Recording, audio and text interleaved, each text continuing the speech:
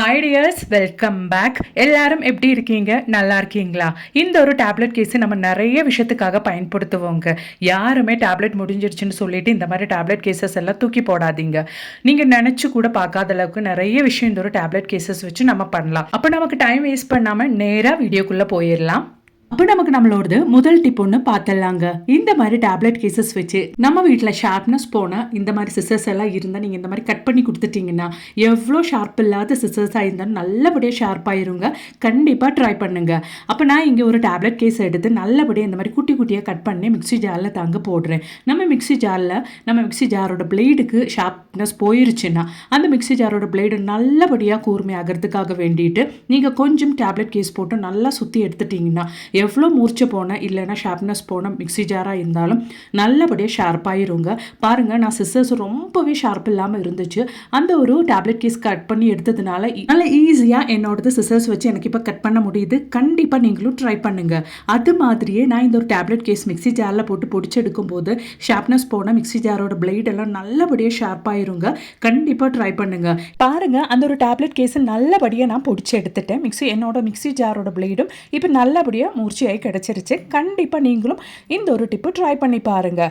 அப்போ இனி நமக்கு நம்மளோடது அடுத்த டிப் ஒன்று பார்த்துடலாம். அதுக்காக வேண்டிட்டு நான் ஒரு கொட்டாங்குச்சி தாங்க எரிச்சு எடுத்திருக்கேன். கொட்டாங்குச்சி இந்த மாதிரி நம்ம இப்போ கேஸ் அடுப்பு இருக்கிறவங்களா இருந்தால் கேஸ் அடுப்பில் பற்ற வச்சு இந்த மாதிரி ஒரு பேனில் வச்சுட்டோன்னா நமக்கு எரிச்சு எடுக்க முடியும். கொட்டாங்குச்சி எரிக்கிற வீடியோ, எரிச்சு அந்த ஒரு கறி ரெடி பண்ணுற வீடியோ நான் ஆல்ரெடி என்னோடய சேனலில் ஆட் பண்ணியிருக்கேன். கொட்டாங்குச்சி கறி தாங்க இது. 1 டேபிள் ஸ்பூன் அளவுக்கு நான் எடுத்திருக்கேன். அதில் டிஷ்வாஷ் லிக்விட் தாங்க நம்ம ஈக்குவலாக 1 டேபிள் ஸ்பூன் அளவுக்கு ஊற்றிட்டு இருக்கிறோம். கொட்டாங்குச்சியோட அந்த ஒரு கறி வச்சு நம்ம பண்ணுற ஒரு அருமையான டிப்புங்க. கண்டிப்பாக நீங்கள் வீடியோ ஸ்கிப் பண்ணாமல் பாருங்கள். அந்த ஒரு டிஷ்வாஷ் லிக்விடும் அது மாதிரி இந்த ஒரு கறியும் சேர்த்து நல்லா நீங்கள் ஒரு பேஸ்ட் கன்சிஸ்டன்சிக்கு நீங்கள் மிக்ஸ் பண்ணி எடுத்துக்கோங்க. உங்கள் கையில் டிஷ்வாஷ் லிக்விட் இல்லை அப்படின்னா நீங்கள் டிஷ்வாஷ் கூட எடுத்துகிட்டு நல்லா கிரேட் பண்ணிவிட்டு இந்த ஒரு கறி கூட சேர்த்துக்கலாம். அதோடவே நான் சிந்தட்டிக் வினிகர், நம்ம ஊறுகாய்க்கெல்லாம் போடுறேன் அந்த ஒரு வினிகர் தாங்க நான் ஒரு 1/4 டீஸ்பூன் அளவுக்கு சேர்த்து கொடுக்குறேன். நம்ம டெய்லி லைஃப்பில் நம்ம செய்யக்கூடிய ஒரு வேலை நமக்கு ரொம்பவே ஈஸியாக ஆக்கிறதுக்காக வேண்டிட்டு செய்யக்கூடிய ஒரு அருமையான டிப்பு தாங்க இது. நல்லபடியாக மிக்ஸ் பண்ணிட்டோம். அந்த ஒரு வினிகர் நம்ம ஊற்றுனதுனால பாருங்கள், நல்லா அந்த ஒரு கெமிக்கல் ரியாக்ஷனே அங்கே நடக்குது. இந்த மாதிரி நம்ம நல்லபடியாக மிக்ஸ் பண்ணி எடுத்ததுக்கப்புறமேட்டு நம்ம என்ன பண்ண போகிறோம் இந்த ஒரு மிக்ஸை வச்சு அப்படின்றது பார்த்துடலாம். அதுக்காக வேண்டிட்டு இந்த மாதிரி ஒரு டேப்லெட் கேஸ் தான் நான் எடுத்திருக்கேன். டேப்லெட் காலியான இந்த ஒரு கவர் தாங்க நான் எடுத்திருக்கேன். நம்ம ரெடி பண்ண இந்த ஒரு மிக்ஸை நம்ம அந்த ஒரு டேப்லெட் போட்டால் அந்த ஹோல்ஸ்குள்ளே இந்த மாதிரி நம்ம போட்டு கொடுத்துக்கலாம். இந்த மாதிரி நம்ம செய்கிற இந்த ஒரு விஷயம் மட்டுமே போதுங்க. நம்ம டெய்லி லைஃப்பில் நம்ம செய்யக்கூடிய ஒரு வேலை நமக்கு ரொம்பவே சுலபமாக நம்ம செய்ய முடியுங்க. அவ்வளோதான். டேப்லெட் கேஸில் அந்த ஒரு மிக்ஸ் எல்லாம் நான் ஃபில் பண்ணி எடுத்துட்டேன். இதுக்கப்புறமேட்டு இந்த ஃபில் பண்ண டேப்லெட் கேஸை நம்ம டைரெக்டாக ஃப்ரீசருக்குள்ளே தாங்க வைக்க போகிறோம். பாருங்கள், இந்த மாதிரி ஃப்ரீசருக்குள்ளே நம்ம வச்சு எடுத்துக்கலாம். நம்ம ஒரு 5 ஹவர் டைமுக்கு வச்சுக்கலாம். அப்படி இல்லைனா நான் இது நைட்டுக்கு தாங்க வச்சு கொடுக்குறேன். மார்னிங் நம்ம எடுத்து பார்க்கும்போது நம்மளோட மிக்ஸி நல்லபடியாக அந்த ஒரு டேப்லெட் கேஸில் செட் ஆகி வரும். இப்போ நான் மார்னிங் என்னோட ஃப்ரீசர் ஓப்பன் பண்ணி காமிக்கிறேன். அந்த ஒரு டேப்லெட் கேஸில் நல்லபடியாக நம்மளோட ரெடி பண்ண அந்த ஒரு மிக்ஸி டேப்லெட் மாதிரியே செட் ஆகிருக்கும். பாருங்கள், நல்லா செட் ஆகிருச்சு. நான் இதுக்கப்புறமேட்டு உங்களுக்கு அதை எடுத்து காமிக்கிறேன் எவ்வளோ தூரத்துக்கு நமக்கு நம்மளோட டேப்லெட் செட் ஆகிருக்கு அப்படின்றது. அதுக்கு முன்னாடி நமக்கு தேவைதான் இந்த மாதிரி ஒரு ஸ்க்ரப்பர் தாங்க. இந்த மாதிரி ஸ்க்ரப்பர் எடுத்துகிட்டு நீங்கள் சைடாக இந்த மாதிரி ஹோல்ஸ் பண்ணி கட் பண்ணி எடுத்துக்கோங்க. நல்லபடியாக உள்ள கொஞ்சம் ஹோல்ஸ் மாதிரி நீங்கள் எடுத்துக்கோங்க. இந்த மாதிரி நைஃப் இருந்தால் நீங்கள் அது கட் பண்ணி எடுத்துட்டிங்கன்னா உங்களுக்கு ரொம்பவே ஈஸியாக இருக்கும். அப்படி இல்லைன்னா சிசர்ஸ் கூட யூஸ் பண்ணிவிட்டு நீங்கள் கட் பண்ணி ஒரு ஹோல்ஸ் மாதிரி இந்த ஸ்க்ரப்பரில் போட்டு விட்டுக்கலாம். இந்த ஒரு ஹோல்ஸ் போட்ட இந்த ஸ்க்ரப்பர் வச்சு நம்ம எப்படி நம்ம வேலை சுலபமாக்க போகிறோம் அப்படின்றது பார்த்துடலாம். வீட்டில் வேலை செய்கிற பெண்மணிங்களுக்கு ரொம்பவே சுலபமாக ரொம்பவே ஈஸியாக செய்யக்கூடிய ஒரு டிப்பு தாங்க இது. கண்டிப்பாக ஸ்கிப் பண்ணாமல் பாருங்கள். நம்ம ஆல்ரெடி செட் பண்ணி வச்ச அந்த ஒரு மிக்ஸர் டேப்லெட் மாதிரி நம்ம ரெடி பண்ணி எடுத்துட்டோம் இல்லைங்களா? அந்த ஒரு டேப்லெட் தான் நம்ம இங்கே பயன்படுத்த போகிறோம். நம்ம கட் பண்ணி எடுத்த அந்த ஸ்க்ரப்பரோட ஹோல்ஸ்குள்ளே தான் நம்ம ரெடி பண்ணி எடுத்த இந்த ஒரு கறியும் அது மாதிரியே லிக்விட் டிஷ்வாஷும் எல்லாம் சேர்த்து நம்ம மிக்ஸ் பண்ண இந்த ஒரு டேப்லெட் நம்ம போட்டு கொடுக்க போகிறோம். இந்த மாதிரி நீங்கள் செய்கிறதுனால இன்னொட்டி இல்லை, உங்கள் வேலை நீங்கள் ஈஸியாக செஞ்சு முடிச்சிடலாங்க. கண்டிப்பாக நீங்கள் இதை ஸ்கிப் பண்ணாமல் பார்த்தா தான் உங்களுக்கு இது புரியும். நம்ம ரெடி பண்ண அந்த ஒரு டேப்லெட் நான் இந்த மாதிரி ஸ்க்ரப்பருக்குள்ளே போட்டு விட்டுட்டேன். இந்த ஒரு டேப்லெட் மட்டுமே போதுங்க. ஒரு சிங்க் ஃபுல்லாக இருக்கிற பாத்திரம் நீங்கள் நொட்டியில் வாஷ் பண்ணி எடுத்துடலாம். அது எப்படி அப்படின்றது கூட நம்ம பார்த்துடலாங்க. பாருங்கள், மத்தியானம் லஞ்ச் எல்லாம் சாப்பிட்டதுக்கு அப்புறமேட்டு என்னோடது கிச்சன் சிங்க் ஃபுல்லாக பாத்திரம். இந்த பாத்திரம்லாம் நம்ம கழுவி எடுக்கணும்னா மினிமம் ஒரு 10-15 நிமிஷம் ஆயிரும் இல்லைங்களா? ஒவ்வொரு டைமும் ஸ்க்ரப்பர் நம்ம டிஷ் வாஷ் லிக்விட் அப்படி இல்லைன்னா சோப்பில் தேய்ச்சி எடுத்து ஒவ்வொரு டைமும் நம்ம பாத்திரம் கழுவி வாஷ் பண்ணி எடுக்கிறதுன்றது ஒரு பெரிய விஷயம். இப்போ நம்ம அந்த டேப்லெட், அதாவது நம்ம ரெடி பண்ண அந்த ஒரு மிக்ஸில் நம்ம ரெடி பண்ண டேப்லெட் உள்ளே போட்டு அந்த ஸ்க்ரப்பர் யூஸ் பண்ணி தான் வாஷ் பண்ணுறோம். இதனால் ஒவ்வொரு டைமும் நம்ம லிக்விட் டிஷ் வாஷ் அப்படி இல்லைன்னா சோப்பில் தேய்ச்சி எடுக்கணுன்ட்டு அவசியம் இல்லை. ஈஸியாக நொடியில் இந்த மாதிரி தேய்ச்சி எடுத்துடலாம். இந்த ஒரு மிக்ஸில் நாம் கொட்டாங்குச்சி கறி அது மாதிரி லிக்விட் டிஷ் வாஷோ வினிகர் எல்லாம் சேர்த்ததுனாலே நமக்கு ஈஸியாக பாத்திரம் கழுவி எடுத்துடலாம். இந்த ஒரு மெத்தடு நம்ம ஃபாலோ பண்ணால் நிறைய தண்ணியும் நமக்கு வேஸ்ட் ஆகாதுங்க. ஈஸியாக பாத்திரம்லாம் க்ளீன் ஆகிடலாம். நிறைய பேருக்கு இந்த லிக்விட் டிஷ் வாஷ் சோப் எல்லாம் யூஸ் பண்ணுறதுனால கையில் வர அலர்ஜி கூட இந்த ஒரு மெத்தடில் நீங்கள் வாஷ் பண்ணும்போது உங்களுக்கு இருக்காதுங்க. ஏன்னா இதில் நம்ம கொட்டாங்குச்சி கறி ஆட் பண்ணி இருக்கிறதுனால. கொட்டாங்குச்சி கறியில் நிறைய பெனிஃபிட்ஸ் இருக்குங்க.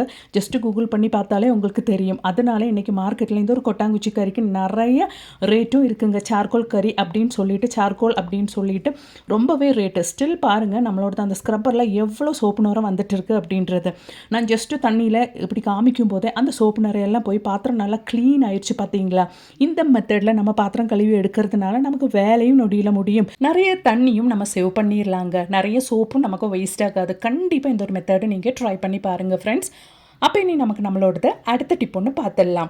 அதுக்காக வேண்டிட்டு நான் இங்கே ஒரு மாஸ்க் தாங்க எடுத்திருக்கேன். உங்கள் கையில் மாஸ்க் இல்லை அப்படின்னா நீங்கள் ரொம்ப தின்னாக இருக்கிற காட்டன் துணி கூட இதுக்காக பயன்படுத்திக்கலாம். நான் இங்கே ஒரு காட்டன் தான் எடுத்திருக்கேன். இந்த காட்டனில் நான் 3 டேபிள் ஸ்பூன் அளவுக்கு சோப்பு தூள் தாங்க போடுறேன். சோப்பு தூள் போட்டதுக்கு அப்புறமேட்டு அது ஓப்பன் ஆகாதபடி, அந்த சோப்பு தூள் அந்த மாஸ்க்குள்ளேருந்து வெளியே வராதபடி நீங்கள் நல்லா டைட்டாக, அந்த மாஸ்க் ஓப்பன் ஆகாதபடி நீங்கள் நல்லா டைட்டாக இந்த மாதிரி ஒன்று கட்டி எடுத்துக்கோங்க. இந்த மாதிரி நீங்கள் கட்டி எடுக்கணும். இதுக்கப்புறமேட்டு இந்த கட்டி எடுத்து இந்த ஒரு மாஸ்கை வச்சு நம்ம என்ன பண்ண போகிறோம் அப்படின்றது கூட பார்த்துடலாங்க. நல்ல டைட்டாக சேஃபாக அது அந்த ஒரு கட்டு ஓப்பன் ஆகாதபடி நல்லபடியாக நீங்கள் கட்டி எடுத்துக்கோங்க. இதுக்கப்புறமேட்டு இந்த கட்டி எடுத்து இந்த ஒரு மாஸ்கை வச்சு நம்ம என்ன பண்ண போகிறோம் அப்படின்றத பார்த்துடலாங்க. வாஷிங் மிஷினில் துணி துவைக்கும் போது டைரெக்டாக நம்ம சோப்பு தூள் போட்டுட்டோன்னா அந்த துணி வாஷ் பண்ணி வர டைமில் அந்த துணியிலெல்லாம் வெள்ளையாக ஒரு மார்க் மாதிரி இருக்கும். நீங்கள் நிறைய பேர் பார்த்துருப்பீங்க. ஒரு மாதிரி கரை மாதிரி படிஞ்சு இருக்கும். அது தொடச்செடுக்கிறதுக்கே நம்ம அதுக்கப்புறமேட்டு நிறைய பேர் மறுபடியும் வாஷ் பண்ணுறதுக்காக அந்த துணி போட்டுருவோம். அந்த மாதிரி சோப்பு தூள் போட்டு வாஷ் பண்ணுறவங்களுக்கு அந்த ஒரு பிரச்சனை இல்லாமல் இருக்கிறதுக்காக வேண்டிட்டு நீங்கள் இந்த மாதிரி ஒரு துணியிலையோ இல்லைன்னா மாஸ்க்லேயோ சோப்பு தூள் போட்டு நீங்கள் வாஷ் பண்ணுறதுக்காக போட்டுட்டிங்கன்னா வாஷ் பண்ணி முடிகிற டைமில் உங்கள் துணியில் இருக்கிற அந்த வெள்ளை படிவு மாதிரி இருக்கிற அந்த ஒரு பிரச்சனை இருக்கவே இருக்காது. அது மட்டுமே இல்லாமல் இந்த மெத்தடில் நீங்கள் சோப்பு தூள் போட்டுட்டிங்கன்னா உங்கள் துணிகளுக்கெல்லாம் நல்ல ஒரு லைஃப் இருக்கும். கலரும் மங்காதுங்க. புதுசாக உங்களோட துணியெல்லாம் நீங்கள் மெயின்டைன் பண்ணி எடுத்துடலாம்.